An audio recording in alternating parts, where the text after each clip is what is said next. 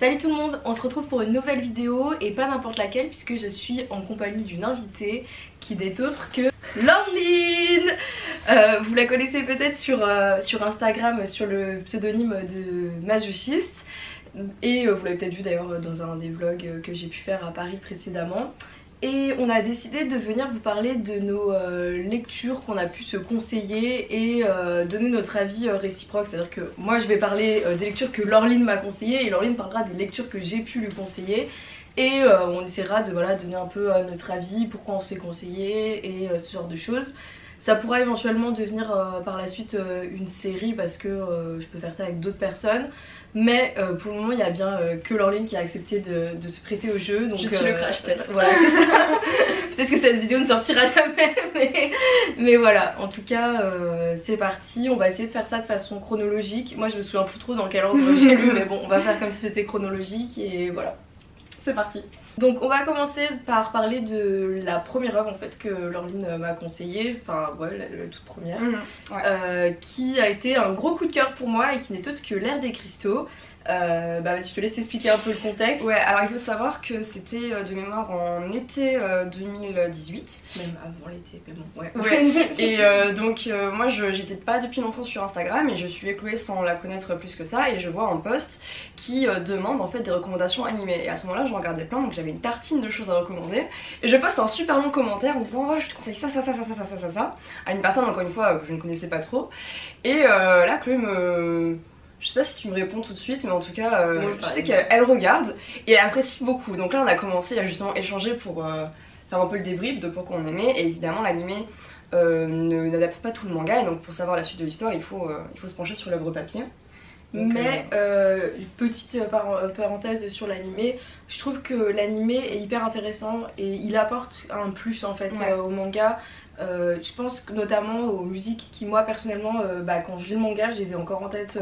Voilà, enfin c'est... L'OST est très qualitative, alors c'est de l'adaptation 3D mais pour le coup, en CGI mais ça se justifie parce que donc justement là on peut parler un peu de l'histoire. Ça parle de personnages qui sont des cristaux donc dans une planète, donc l'humanité a disparu. C'est un contexte post-apo mais très très lointain où en fait il n'y a plus qu'une seule espèce vivante sur Terre qui est une espèce minéralisés, donc les cristaux qui ont une apparence humaine mais qui sont complètement dénués d'organes sexuels ni quoi que ce soit et qui ont tous un peu la même morphologie. Donc pour le coup la CGI se justifiait parce que les cristaux voilà, ont tous la même morphologie, peuvent être dédoublés facilement et voilà. Puis même, moi je sais que ça m'a déjà dérangé en termes d'animation, ce genre de choses, mais là je trouve que ça m'arrache pas les yeux en fait en regardant. Enfin, il y a quelques trucs genre les liquides qui ont des textures un peu étranges, notamment mais c'est assez anecdotique quoi. Bref, l'animé il est super, mais du coup je me suis intéressée au manga papier qui a été lui aussi un gros coup de cœur, notamment grâce à l'esthétique du manga, parce que vraiment je vous mettrai peut-être 2-3 planches. Je sais pas comment je réussirai à insérer ça, mais ça entre nous. Mais vraiment, c'est esthétiquement déjà, je pense que c'est une claque. Je connais très peu de mangas qui ressemblent à L'Ère des Cristaux, que ce soit dans son découpage. Il y a vraiment toute une notion de parallélisme. Je trouve que elle est vachement. De géométrie. C'est ça, de symétrie, enfin ce genre de choses. Et c'est vraiment très intéressant visuellement. Et j'ai aussi beaucoup aimé l'histoire, bien sûr, puisque. Je trouve que c'est déjà le parti pris en fait à la base qui est de créer des personnages qui ne répondent pas du tout aux mêmes critères, enfin ils correspondent pas à une mythologie qu'on connaît ou ils correspondent pas aux humains en fait. Donc cette espèce d'identité un peu étrange qui est entre l'humain et le minéral, c'est super intéressant et je trouve que ça apporte des problématiques nouvelles en fait, que ce soit sur la question du genre, enfin sur plein de choses en fait. Et du coup ça a été vraiment un gros coup de cœur. Le manga était en pause là pendant quelques temps et l'autrice vient tout juste de reprendre l'écriture du manga, donc j'ai hâte de connaître la suite. Pour l'instant il y a 11 tomes parus en France je crois, donc c'est une série qui est encore relativement courte et dans laquelle je souhaite tout le monde de se lancer parce que ça vaut vraiment le coup. Ouais, vraiment c'est une série qui est assez unique et je pense que je connais pas... en tout cas ça vous laissera pas de marbre. Je conseille d'éventuellement commencer par l'animé si vous voulez tester, parce que c'est un bon moyen d'apprendre à connaître les personnages, parce que comme ils correspondent à des couleurs et que forcément le manga est en noir et blanc, c'est plus simple de se familiariser avec cela et parce que l'anime apporte vraiment quelque chose. Mais en soi, commencer par le manga, ça se fait très bien aussi, et c'est un manga qui est vraiment super en soi, quoi. Donc on va passer à l'énave, que cette fois c'est moi qui ai conseillé à Laureline, et qui est Dorohedoro. Du coup on s'est rendu compte qu'on s'est un peu envolé dans la chronologie, mais Dorohedoro, Chloé l'a lu en fait à son retour d'Irlande, donc après sa période animée où elle pouvait regarder que ça, et ça correspond au moment où on a commencé vraiment à se parler, même en dehors d'Instagram, on a vraiment commencé à tisser des liens d'amitié. Et c'est surtout, ça correspond au moment où, comme je suis rentrée d'Irlande et qu'en Irlande je n'ai pas acheté de manga pendant 1 an, j'ai eu une frénésie incroyable où j'étais au point relais pour des achats d'occasion Vinted 3 fois par semaine, quoi. Vraiment c'était compliqué à cette époque. D'où l'immense coup de cœur qui a été Dorohedoro à ce moment-là. Et à ce moment-là c'était justement fin 2019. Et donc là le forcing commence vers décembre on va dire. Il faut savoir que quand je parle de forcing, c'est que Chloé m'en parle tout le temps, constamment. C'est un harcèlement de il faut lire Dorohedoro, il faut lire Dorohedoro. Alors il faut savoir qu'à ce moment-là je connaissais deux noms, je visualisais absolument pas ce que c'était, et voire même je confondais avec Dororo, donc le manga de Osamu Tezuka. Donc voilà, j'étais vraiment très très loin. Et là je reçois ce spam constant et je finis par commencer les scans en janvier 2020 du coup. Et c'est pas un coup de cœur tout de suite. Alors visuellement j'accroche assez rapidement parce que ça correspond bien à mon esthétique on va dire. Mais il faut savoir que c'est un manga que dont je déconseille la lecture en scan parce que c'est très dense et ça rend pas du tout hommage au trait de l'autrice, donc Yui Ashida. Et donc je lis un peu laborieusement, aux grandes dames de Chloé. Il faut savoir qu'à l'époque c'était plus imprimé, oui. Dorohedoro. Tout à fait, ouais, donc c'était super compliqué à trouver. Et par chance, je tombe sur un lot d'occasion. Enfin un lot. En tout cas, il y en avait quasiment tous les tomes d'occasion et j'ai pu prendre en fait toute la deuxième partie de la série. Donc du tome 9 au dernier tome plus ou moins. Et donc là j'ai pu enchaîner en format papier et j'ai quasiment tout lu d'une traite et j'ai vraiment beaucoup aimé. Ouais. De quoi ça parle du coup Dorohedoro? Peut-être que ce serait... En fait c'est un peu compliqué je pense de parler de quoi ça parle Dorohedoro, puisque à la base c'est une quête d'identité. On a un personnage qui se demande comment il a pu atterrir là et pourquoi il a une tête de caïman. Ouais. Et c'est un peu le point de départ de l'histoire, mais en fait on va se rendre compte que c'est un récit qui prend toutes sortes de tournants et de ramifications. Et ce qui est intéressant dans cette œuvre, c'est pas forcément cette quête d'identité qui est certes la trame, mais aussi tous ces moments de slice of life, ces moments de partage et d'amitié qu'il y a entre les personnages, au milieu d'une violence constante et extrême. C'est vraiment hyper paradoxal parce qu'on a vraiment ce truc de moments super pipou où ils font la cuisine tous ensemble et on passe à un massacre, quoi. C'est sans transition. Personnellement j'ai beaucoup de mal avec la mise en scène de la violence dans certaines mises en scène plutôt de la violence, et ça m'a pas dérangée ici parce qu'en fait il y a un côté très absurde dans cette œuvre et à partir du... Enfin, j'ai une distance en fait avec cette violence et ça m'a pas dérangée, donc âme sensible, s'abstenir peut-être, mais ça va en vrai. Je suis une âme sensible et j'ai supporté... Ouais, tout à fait, je rejoins Chloé. Moi aussi c'est pas quelque chose que j'affectionne, mais dans Dorohedoro, déjà il y a une violence graphique qui est due en partie au trait de l'autrice qui est très sale, qui est très dégoulinant. Mais en fait c'est contrasté par une ambiance plutôt légère, il y a beaucoup d'humour, c'est je pense jamais gratuit et c'est rarement malsain. Ouais. Donc non, c'est vraiment un bon manga, unique en fait par son ton, par son graphisme, donc encore une fois gros coup de cœur et merci Chloé de m'avoir poussé à le lire. Il t'a ruiné parce que c'est quand même des tomes qui coûtent super cher. Ouais, un peu heureusement du coup moi j'ai trouvé une partie d'occasion, mais voilà, donc ouais, gros coup de cœur. Dorohedoro c'est trop chouette. Ouais. Deuxième titre que Laureline m'a conseillé, il s'agit du Monde de Ran. Alors pour le contexte, du coup je crois que j'ai découvert dans un de tes posts Instagram, oui. Et après on a pu se voir et discuter et du coup tu m'en as parlé, c'était dans un coin de ma tête et j'ai eu la chance de tomber sur une intégrale d'occasion sur Vinted dans ma frénésie Vinted post-Irlande et j'avais trouvé un lot genre vraiment pas cher, donc c'était pas forcément que ça m'intéressait à fond, mais c'était plus... le hasard avait mis cette intégrale sur mon chemin et voilà. Il faut savoir que Chloé fait des forcings, mais moi non, juste je sème l'idée et j'attends que moi je bon moment pour elle. Devenez pas amie avec moi, je suis très chiante. Mais du coup tout ça pour dire, Voilà, donc j'ai commencé le monde de Ran voilà, comme ça par curiosité. On est dans un récit merveilleux où en fait on suit une petite fille qui vit dans une famille où tout le monde a des pouvoirs magiques un petit peu différents, un peu étranges, mais voilà, c'est tout à fait accepté, c'est normal, toute la famille possède ses capacités particulières et il y a plusieurs histoires qui vont être développées autour de ça. Et en fait, cette petite fille qui est une enfant, hein, c'est vraiment, elle est en primaire, quelque chose comme ça. Ouais, c'est ça. C'est pas du tout, on n'est pas du tout sur une adolescente ou quoi que ce soit, c'est vraiment une enfant. Elle va trouver une paire de baskets qui lui permettent de devenir une grande fille, même une jeune femme, oui, concrètement. 18 ans. C'est ça. Et en fait, elle va vouloir grandir trop vite et se confronter à des situations du coup d'adultes que l'enfant qui est en elle, puisqu'elle a certes le corps d'une adulte, ne peuvent pas gérer correctement et elle va se confronter à cela et ça va être assez intéressant. C'est un manga que personnellement, déjà pourquoi tu me l'aurais recommandé? Ouais. Alors moi c'est un manga qui m'a énormément marqué. Il faut savoir que j'en ai parlé dans un contexte qui était un triptyque lacrymal, donc j'ai fait 3 posts d'œuvres qui m'ont fait le plus pleurer à ce moment-là. Et le monde de Ran en faisait partie. Et ce qui est étonnant, c'est que c'est pas un manga tragique comme Chloé vous l'a décrit. Voilà, c'est une petite fille, une famille de magiciens. Mais il y a quand même un moment... Oui, il y a des moments qui sont durs, mais c'est pas le tombeau des lucioles, quoi, voilà.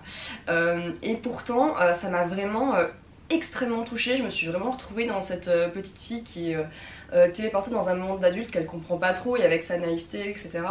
Et j'ai adoré le dessin. Je pense que ça a été aussi un gros coup de cœur graphique. Donc Aki Irie, c'est une autrice qui dessine magnifiquement bien. Dans le sens du vent actuellement qui est publié. Tout à fait. Donc voilà, et en fait j'ai aussi aimé le contraste entre les moments d'une slice of life et le fait qu'il y a vraiment un monde magique qui est développé. Il y a un moment de bataille, donc ça va très loin dans le fait que voilà, il y a des enjeux magiques qui sont développés. C'est pas du tout mis sur le côté, mais on a vraiment ces deux aspects qui coexistent dans cette œuvre. Mais d'ailleurs, je pense que la narration d'Akiri en général, je fais un point rapide, est quand même assez particulière. C'est vraiment... personnellement, moi par exemple, Dans le sens du vent, j'ai un peu de mal parce que je lis les tomes de façon... Enfin, il y a un tome qui sort, je lis, et en fait, je conseille vraiment de lire les œuvres d'Akiri d'une traite parce que vraiment, en termes de narration, c'est très particulier. Des fois, il y a des accélérations, puis ça s'arrête, on a un moment qui n'a plus rien à voir. Enfin, voilà, c'est quand même un rythme particulier et un style particulier. Personnellement, j'ai vraiment aimé cette lecture parce que déjà c'est intéressant déjà de voir une jeune femme se confronter à des problématiques d'adultes avec sa vision d'enfant, et parce que ça pointe du doigt quelque chose qui est assez peu pointé du doigt, à savoir déjà une certaine représentation de la masculinité et la pédophilie, puisque c'est quand même... c'est ça. Donc je pense que c'est pas du spoil si on dit que du coup quand elle est dans son corps de jeune femme adulte, elle a une relation romantique avec un homme adulte, mais elle reste quand même dans son esprit d'enfant, dans ses attitudes d'enfant, et il y a un côté très malsain qui est assumé et qui, je trouve personnellement, n'est pas romantisé, c'est vraiment présenté tel quel, où voilà, elle est confrontée avec cet adulte qui a des désirs d'adulte, bon sexuels on peut le dire, et elle qui a un corps qui en théorie correspond à ses désirs, mais un esprit d'enfant, donc c'est très... ça peut perturber, et je pense que mais ça perturbe, moi c'est le but. Personnellement, j'étais pas dehors face à cette lecture, c'est clairement quelque chose de déstabilisant et volontairement déstabilisant. Et je trouve que c'est hyper intéressant parce que je pense que déjà il y a énormément de jeunes filles qui se retrouvent dans des situations où elles se relationnent avec des hommes plus âgés parce qu'en fait c'est la norme et les choses qu'on a envie de voir en fait, dans les films, ce genre de choses, c'est tout à fait normal de voir une femme beaucoup plus jeune avec un homme bien plus âgé. Et en fait je trouve ça, j'ai été en fait vraiment surprise de la manière dont elle interrogeait cela, et ce côté magique venait vraiment apporter quelque chose d'intéressant à ce sujet-là. Et pour autant, c'est pas exclusivement le cœur de l'histoire. Par la suite, elle va justement avoir une évolution après ça.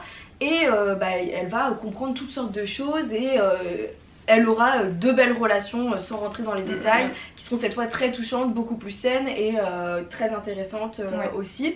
Donc je trouve que c'est vraiment un récit d'apprentissage qui prend une structure assez intéressante puisque la magie intervient, et avec un style graphique incroyable, et vraiment Aki Irie sur le monde de Ran, c'est très très chouette. La deuxième œuvre que Chloé m'a conseillée, et pas des moindres, c'est Basara. Je pense dont vous avez beaucoup entendu parler sur cette chaîne. Et alors, comment ça s'est passé? Il faut savoir que là on avance un petit peu dans le temps, donc on est à la rentrée 2020. Donc moi à ce moment-là j'étais en Belgique et Chloé commence à lire et d'un coup de cœur elle m'en parle, mais tout comme Doro et Doro, les tomes sont introuvables, il y en a beaucoup qui cotent. Donc en gros je lui ai dit bon c'est pas la peine, j'ai pas envie de me lancer dans une série de 27 tomes en scan, donc je lirai pas tout de suite quoi. Et là, Chloé prend le taureau par les cornes et m'envoie une annonce sur un groupe Facebook en me disant achète, c'est l'intégrale pour 100 € Ouais, il faut savoir que ce groupe Facebook, depuis je l'ai quitté, mais il y a eu une annonce, genre c'était tous les shoujo rares en une annonce. C'est ça. Et Laureline a pu avoir Bazara à ce moment-là. J'ai eu l'annonce, j'ai eu le lot, donc je les ai reçus et donc je les ai envoyés chez mes parents. Il y a eu un petit peu de délai le temps que je rentre du coup de Belgique jusqu'à chez moi et je les ai tous lus d'une traite, je crois en 3 jours. Ouais, c'était assez rapide. Ça a été extrêmement fulgurant et voilà, donc comment vous dire que là aussi gros coup de cœur. Je pense qu'on va pas rentrer dans les détails de l'histoire parce que vous avez bien compris de quoi ça parle. J'ai une vidéo dédiée à Yumi Tamura et voilà. Allez la voir si c'est pas déjà fait. Donc voilà, pourquoi tu me l'as conseillé, je pense que tout le monde peut. Parce que je suis une forceuse et que je trouve ça incroyable. Voilà, et puis parce que, non, concrètement, parce que déjà on a des goûts assez similaires. Et parce qu'elle aimait bien Yona, donc oui. Je veux dire, il y a un moment, si t'aimes Yona, intéresse-toi à l'ancêtre de Yona, l'origine. Donc bah voilà, pourquoi j'ai aimé, parce que déjà je partais de bonne base en disant que c'était un jeu de fantastique comme ça, c'est ce qui me parle. Et pourquoi j'ai autant aimé Basara, parce que je pense qu'en termes de coup de cœur ça a été encore plus fulgurant que Yona. C'est parce que déjà j'ai beaucoup aimé la dynamique entre les deux personnages, un peu enemy to lovers, mais en même temps il y a un build-up où une intensité croissante tout au long du récit. À plusieurs reprises on les voit pas ensemble, du coup on attend qu'ils se réunissent, mais encore une fois Yumi Tamura est extrêmement forte pour créer plein de personnages différents qui arrivent à interagir et c'est super bien fait. Et j'ai aussi adoré le discours politique qu'il y a dans cette œuvre, qui est surtout développé dans les derniers tomes. Qui est pour moi un des mieux réussis dans tous les mangas que j'ai pu lire confondus. Donc en confrontant vraiment différents systèmes politiques, que ce soit la démocratie. Non mais ça me fait rire parce que du coup l'élève a dépassé le maître quoi. Non mais voilà, enfin donc gros coup de cœur pour tous ces aspects là et j'en ai même fait une playlist. Alors faut savoir que ça c'est une de mes particularités. J'aime beaucoup lire en musique, donc quand il y a des adaptations animées souvent j'écoute les OST et sinon quand il n'y en a pas je me crée ma propre playlist avec des chansons qui me rappellent l'univers de cette œuvre et donc je n'ai pas pu m'empêcher de créer une playlist Basara suite à ma lecture tellement ça a été intense. Je pourrais mettre le lien éventuellement. Ah oui éventuellement, bah, voilà, si ça intéresse les gens. Ça vous intéresse. Voilà. On est toutes les deux maniaques des playlists donc vraiment. C'est bon, bref, obsession commune. C'est un autre débat mais voilà, on a un problème mental avec ça, c'est pas grave. Mais voilà. Mais oui du coup gros coup de cœur pour moi et gros coup de cœur pour Laureline et je pense qu'on n'a pas besoin d'en dire beaucoup plus puisque normalement vous savez. La troisième et dernière œuvre que Laureline m'a conseillée, c'est pas une œuvre mais c'est plutôt le travail d'une autrice en général parce que par la suite j'ai lu deux choses. Il s'agit de Kaoru Mori avec dans un premier temps Bright Stories puis Emma. Alors moi Kaoru Mori je connaissais parce que forcément je pense qu'on a tous déjà vu passer sur les réseaux sociaux ses planches qui sont magnifiques et son travail d'illustration qui est incroyable, mais j'avais pas forcément c'est vraiment parce que j'en entendais tellement parler que j'étais pas forcément intéressée par cette œuvre. Enfin ça avait l'air sympa mais sans plus et comme c'est un de tes mangas favoris. Complètement, pour l'anecdote, il est dans mon top 5 Nautilegion, donc encore une de nos obsessions, les tops. Et j'ai un profil Nautilegion, masochiste, même pseudo que sur Insta, où j'ai indiqué mes œuvres préférées et Bright Stories arrive quand même en second, dans le sens où c'est un des premiers mangas que j'ai lu au collège et depuis l'œuvre ne me quitte pas et c'est une des rares œuvres qui a traversé en fait ma vie de lectrice et je lis les tomes, du coup il y en a à peu près un par an qui sortent et c'est un coup de cœur absolu, c'est vraiment l'événement et je me rue en librairie le jour même, enfin ça n'arrive avec aucun autre manga quasiment, j'adore son travail. J'ai découvert Emma, donc son manga qui est antérieur, on l'a toutes les deux lu après Bright Stories. Qui est excellent aussi. Moins bon objectivement que Bright Stories, mais ce qui est intéressant avec Emma c'est que en fait on voit vraiment l'évolution de son travail, de chapitre en chapitre, on voit le style graphique de l'autrice évoluer. C'est une histoire qui est vraiment sympa, c'est une romance qui se passe dans une Angleterre victorienne, voilà. Une époque, donc ça correspond à la fin du 19e siècle, c'est une époque qui est assez chère à l'autrice puisque c'est la même époque dans laquelle se situe Bright Stories, mais qui là suit des tribus nomades, semi-nomades, en Asie centrale. Voilà, donc on est même époque mais deux situations distinctes. Et dans les deux cas, c'est des histoires que j'ai trouvées vraiment très intéressantes. Donc Emma, c'est super sympa, c'est une romance qui est efficace, bien dessinée, il y a des moments touchants, que ce soit la romance mais les personnages qui gravitent autour, parce que c'est pas juste un coup de cœur et puis on suit l'histoire d'un couple quoi. C'est vraiment tout un univers qui est hyper sympa, mais personnellement j'ai quand même avoir un petit faible pour Bright Stories, qui est une œuvre qui est hyper intéressante, déjà parce qu'on suit pas un personnage ou un groupe de personnages, mais l'histoire se déplace de coin en coin de l'Asie centrale et en fait on voit différentes façons de vivre, différentes en fait récits d'épouses, comme si on traduisait le titre. Je pense que le titre est très adapté, vraiment, enfin c'est des histoires d'épouses à des endroits différents qui vivent pas tout à fait les mêmes choses, mais il y a des points communs.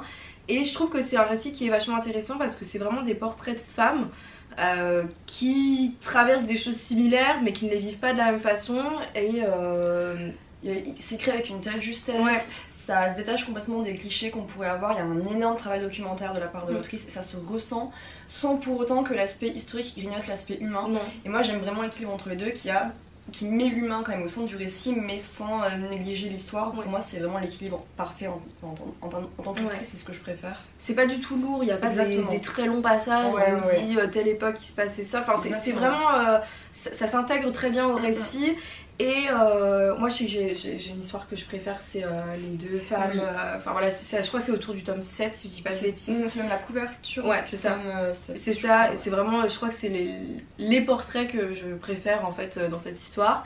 Et en fait c'est la même chose, c'est que pour moi, même si je l'ai découvert plus tard, c'est vraiment une série qui se lit très facilement, où on peut lire un tome par an, voilà, et je savoure en fait la sortie de chaque tome.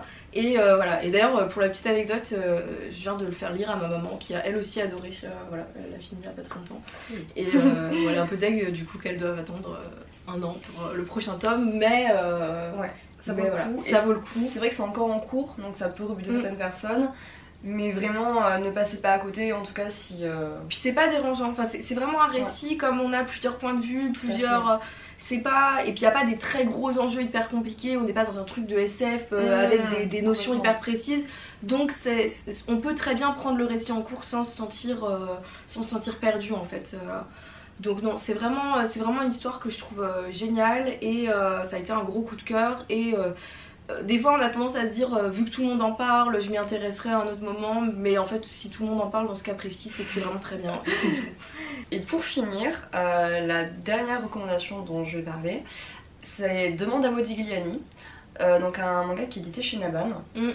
Premier manga. Ouais, tout à fait, et en fait que Chloé a acheté par curiosité dès sa sortie. Ouais, parce que en fait j'étais vraiment surprise déjà pour des raisons purement pragmatiques. Parce que je trouvais qu'il était pas très cher pour un grand format, très bien enfin bien visuellement quoi. J'avais l'impression d'avoir un beau bouquin, pas très cher, et ça avait l'air d'être du slice of life avec des beaux dessins, et j'ai envie de vous dire j'en demande pas plus quoi, enfin ça avait l'air sympathique. Puis c'était un nouvel éditeur sur le marché, donc on était curieuse, moi pas suffisamment pour l'acheter. Donc Chloé a fait le crash test, elle m'a dit faut que tu lises, tu vas beaucoup aimer. Et je pense que là pour le coup j'ai pas traîné, parce qu'il était accessible facilement, donc je l'ai effectivement acheté, et là gros coup de cœur. J'ai beaucoup prononcé ce mot dans la vidéo, mais c'est vrai. Donc ouais, de quoi ça parle, pourquoi ça m'a autant parlé. Ça parle d'étudiants en art en fait, donc ils arrivent à la fac. Moi je l'ai lu quand j'étais en L3, donc ça correspondait plutôt bien. Une fac d'art de campagne. Donc ça change un peu de l'ambiance tokyoïte, etc. On n'est pas du tout sur un truc prestigieux. Exactement. Voilà, c'est vraiment une autre ambiance. Ici on prend son temps, il n'y a pas ce truc de... Enfin c'est pas Paradise Kiss quoi, avec l'école de mode, waouh, il y en a dans tous les sens. C'est beaucoup plus tranquille, et il y a vraiment... je pense que l'ennui c'est quand même un élément qui est distillé tout au long de l'œuvre. Plus que l'ennui, je trouve le fait d'être des étudiants en fait qui sont perdus dans leur vie, dans leur orientation. Donc bon, moi je suis étudiante en sciences, donc c'était un peu différent au niveau des problématiques, mais eux voilà, il y a le fait de pas avoir de travail, de éventuellement devoir se réorienter, de est-ce que l'art ça a du sens, quel sens ça a pour eux, quelle place a la création dans leur vie, et c'est des jeunes adultes, donc ils sont en pleine voilà, découverte d'eux-mêmes, ils sont encore en train de se construire en tant que personne, et ça questionne beaucoup sur leur rapport à l'art, tout ça qui est comment dire, présenté de façon assez introspective, donc il y a des grands monologues qui peuvent, je pense, déplaire à certaines personnes, parce que c'est presque... Moi ça m'a pas dérangé, mais ouais, je peux comprendre. Moi non plus, parce que c'est vraiment des réflexions que j'ai pu avoir, donc ça m'a pas dérangé qu'elles soient transposées telles quelles en quelque sorte. Mais et en plus de tout ça, visuellement, c'est assez particulier, mais je trouve que ça sert complètement le propos, c'est-à-dire qu'il y a un côté un peu enfantin, mais il y a des belles métaphores graphiques et ça parle d'art et c'est beau, enfin juste le manga est... Puis bon, je pense que l'autrice a forcément mis un peu quelques gouttes de sa propre situation et de son vécu, puisque en tant qu'artiste, voilà, donc forcément c'est encore plus... touchant et fin en fait. C'est vraiment un récit qui est très fin, je trouve, dans sa caractérisation et dans son développement. Moi personnellement, voilà, ça a été... pour le moment j'ai pas encore lu les derniers tomes, je les ai tous achetés à leur sortie, mais j'attendais la fin du récit pour pouvoir tout me lire. J'ai lu seulement les 2 premiers et en fait bah oui, j'ai trouvé que c'était vraiment une œuvre très touchante et très juste en fait sur la situation des étudiants quel qu'il soit. Je pense que l'art en particulier, oui, effectivement, un petit peu plus. Moi j'étais en lettres, on n'est pas bien loin, dans le genre sans avenir, on est là. Mais ouais, on est un peu, voilà, enfin je pense qu'en tant que jeune adulte, ça correspond à ces périodes de creux où on se demande ce qu'on va bien pouvoir faire, et c'est très parlant. Et moi je trouve que vraiment l'esthétique, moi je sais que l'esthétique m'a beaucoup, enfin je sais pas, je trouve qu'il y a vraiment des planches qui sont très bien pensées. Des métaphores, des images qui sont employées, qui correspondent très bien et qui illustrent très bien le ressenti des personnages, et c'est vraiment, enfin, je trouve ça vraiment assez unique, et en plus c'est en 5 tomes quoi, c'est pas non plus... Exactement, et je voulais aussi parler de ça, le 5e tome vient de se finir, et je pense que moi je l'ai lu la semaine dernière, donc c'est tout frais dans ma tête, et ça m'a rappelé à quel point... pourquoi en fait j'ai tant aimé ce manga, c'est-à-dire que j'ai eu l'impression que ça avait été écrit pour moi, pour ma sensibilité, pour mon rapport à l'art, quelque chose dans lequel encore une fois je me suis beaucoup retrouvée, et je pense que c'est vraiment une série à soutenir, voilà, en 5 tomes. La conclusion, tu l'as pas encore lu je crois. Non, je vais pas en dire beaucoup plus, mais moi je trouve ça complètement satisfaisant. En fait on suit leur licence du début jusqu'à la fin, et leur histoire d'amitié, parce qu'il y a quand même 3 personnages principaux, donc il y a ça aussi qui est très beau. D'autres petits personnages qui gravitent autour, mais c'est vraiment 3 garçons qui évoluent ensemble et qui ont pas tout à fait les mêmes visions des choses, qui se confrontent parfois, qui échangent, qui réfléchissent. Et ouais, c'est vraiment un récit très touchant. Ouais, vraiment efficace, en 5 tomes. J'ai hâte d'ailleurs de lire la suite, mais j'attendais le bon moment. D'ailleurs j'ai l'ex libris qui est juste là. Attends, je peux le montrer. Ouais, il est trop beau quand même. Je suis trop contente, j'attends le bon moment pour l'encadrer, parce que je pense que je vais déménager, bref, c'est une autre... Mais voilà, si vous avez envie d'acheter une petite série sympa et soutenir un éditeur indépendant, je pense que c'est... ça et Destination Terra du même éditeur, tant qu'à faire, toujours. On fait la pub. Mais ouais, voilà, vraiment c'est une série que j'aime beaucoup et que je suis contente que tu aies aimé, et que en fait t'as même fini avant moi du coup. Donc voilà, c'est tout pour cette vidéo. J'espère que ça vous aura plu d'avoir Laureline avec moi. Je pense qu'elle reviendra certainement, parce qu'on a plein d'idées de vidéos, mais que en fait ça fait très longtemps qu'on veut filmer, mais que ça n'aboutit pas parce que on est un peu désorganisé. Mais voilà, en tout cas j'espère que ça vous a plu. J'espère que le concept en lui-même vous aura intéressé. On a mûrement réfléchi. Ouais, ça a été, on a fait beaucoup de brainstorming pour savoir quel concept on pourrait créer qui j'apporterais une plus-value. Ouais, parce que Chloé elle fait des très bonnes vidéos toute seule, donc il n'y avait pas trop d'intérêt à ce que je sois là juste pour faire un peu de fleurs. Pour dire oui, c'est bien. Voilà, exactement. Moi, je l'applaudis souvent off caméra, mais voilà. Et du coup, éventuellement, on s'est conseillé d'autres titres. On peut éventuellement faire une partie 2 à cette vidéo, pas demain, mais voilà, un de ces jours, ça peut être quelque chose qui peut être intéressant. Donc n'hésitez pas à nous dire si ça vous intéresse. Et n'hésitez pas à liker la vidéo, parce que c'est bien quand même. Et voilà, bah c'est tout. Ouais, je pense qu'on va terminer comme ça. Merci d'avoir regardé. Et voilà. Salut! Salut!